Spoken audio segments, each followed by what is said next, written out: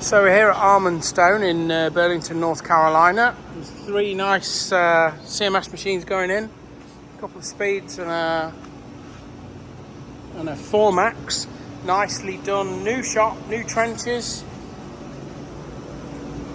all beautifully done plumbing, some of the nicest that I've seen.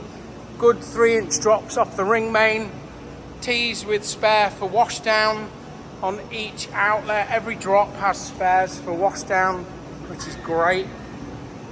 Just connecting up the machines for the water now.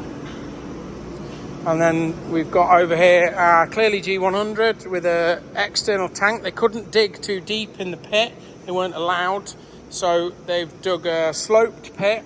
And then we've got an external buffer tank. So our pump that demands water to keep the silo filled and keep the pump cycling is in the tank. And then there's a pump with a float switch in the pit, so whenever the water runs back into there and reaches a level, it fills this tank and we feed from there.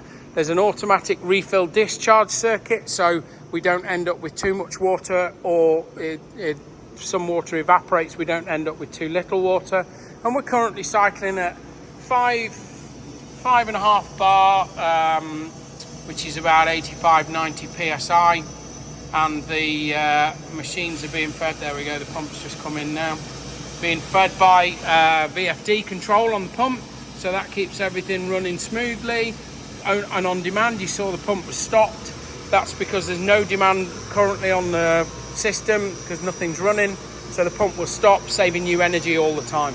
There's a nice, clearly G100 ready to go in Burlington, North Carolina. Thank you, Arm & Stone, for your business.